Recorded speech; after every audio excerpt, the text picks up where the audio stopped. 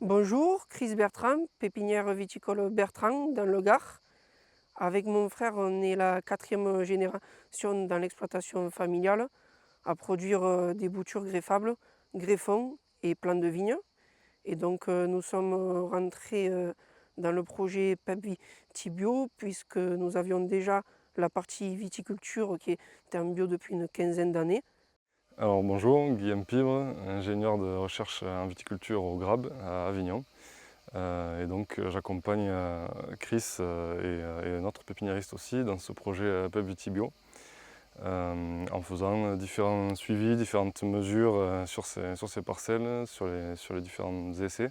Donc nous personnellement, on a essentiellement travaillé sur la réduction d'herbicides en vignes-mères de porte-greffe. La culture de vignes-mères de porte-greffe, historiquement, c'est une culture qui est produite en terre de sol, avec un désherbage chimique à 100% en totalité, donc ce qui ne colle pas du tout à un cahier des charges pour un plan de vigne bio. Et donc avec mon frère, nous avons essayé d'imaginer certains systèmes de palissage ou de paillage afin de pouvoir mener nos vignes-mères de porte-greffe sans herbicides et pouvoir travailler le sol tout au long de la saison lors de la pousse.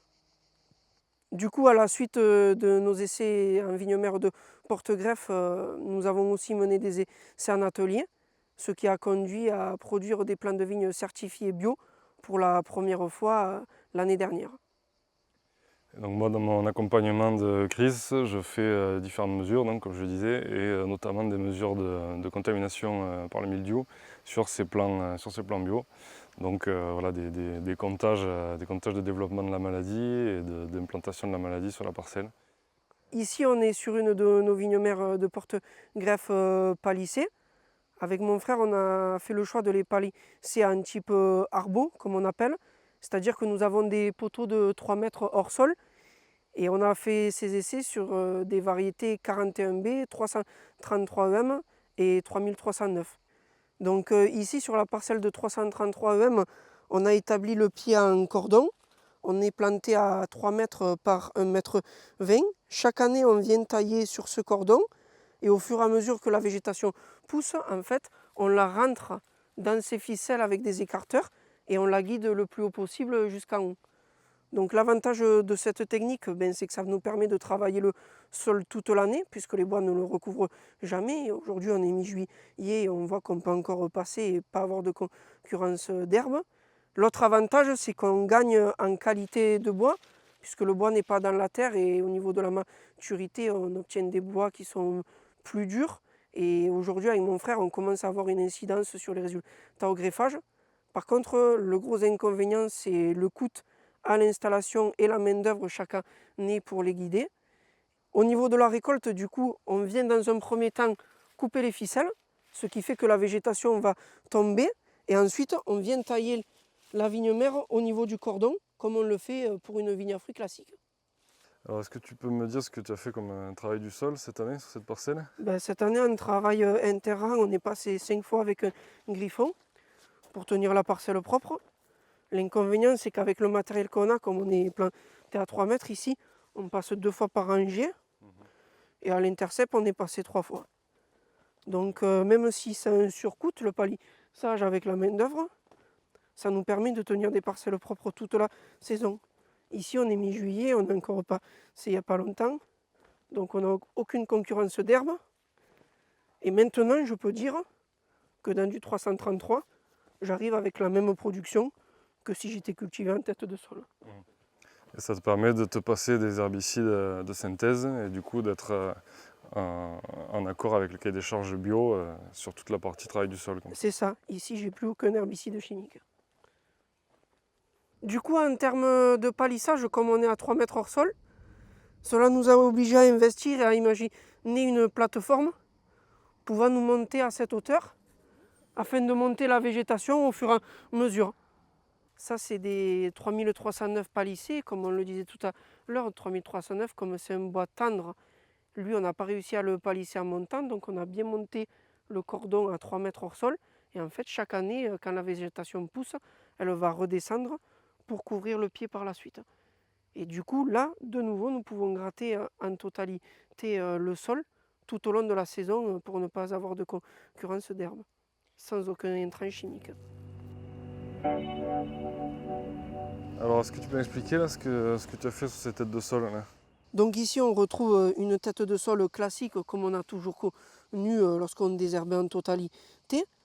On est venu mettre la toile hors sol autour, donc on a vraiment fait juste l'encoche pour laisser la tête sortir et avoir une toile hors sol de 80 cm de largeur.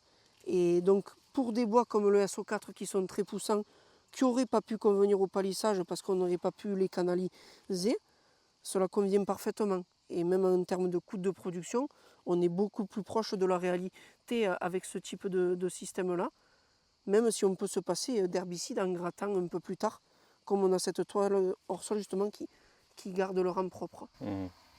Voilà. C'est une toile qui a combien d'années là? Ça c'est une toile qui a 3 ans maintenant. Okay. Voilà. Donc une bonne tenue sur la durée. Voilà, on espère la garder une dizaine d'années. Okay.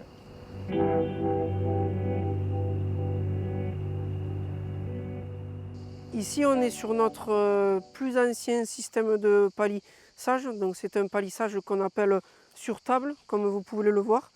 Donc c'est des rangs qui sont plantés à 3 mètres. Et on a monté en fait une table d'environ 80 cm de large à 70 cm du sol. Donc ici on vient canaliser la végétation sur la table tant qu'on le peut, parce qu'après elle devient trop épaisse et trop poussante. Et du coup au dernier moment avant que les sarments touchent le sol, on vient retravailler le sol un dernier coup au griffon. Et ensuite le sarment vient sur le sol couvrir pour essayer d'empêcher l'herbe de gagner par la suite. En conclusion, le projet PEP Vitibio, il nous a obligés à nous remettre en question sur nos méthodes culturales, notamment pour se passer d'herbicides en vignemère de porte-greffe. Il a fallu qu'on soit créatif, que ce soit par l'imagination de palissage, d'outils comme la plateforme ou même la mise en place de toiles hors sol, comme on l'a vu sur les SO4. Aujourd'hui, on se rend compte qu'il y a des choses qui marchent, comme les 333 derrière nous. On arrive avec des productions qui maintenant sont similaires à ce qu'on a en culture en tête de sol. Par contre, bien sûr, avec un coût bien plus important. Je pense qu'à l'avenir, la solution de la toile hors sol sera peut-être le meilleur compromis pour à la fois avoir une réduction d'herbicides tout en ayant un coût de production moindre. Maintenant, il va falloir bien évaluer à l'avenir un peu comment évoluent ces vignes dans le temps, que ce soit le cordon lorsqu'on l'établit, puisqu'on n'en avait pas l'habitude, ou le vieillissement de la toile hors sol, et l'évolution des salissures dans les années à venir dans nos vignemères de porte-greffe. Et du côté du Grab, donc là effectivement on arrive à la dernière campagne de PEP Vitibio.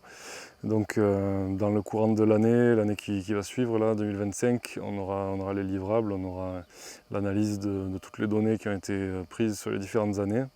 Voilà, on mettra tout ça aussi en relation avec les autres partenaires, les autres pépiniéristes. Et voilà, on sera en mesure de tirer des conclusions un peu plus précises dans les mois qui vont suivre et voir vers où va se poursuivre cette étude, voilà, quelles vont être un peu les ouvertures et les nouvelles pistes à explorer.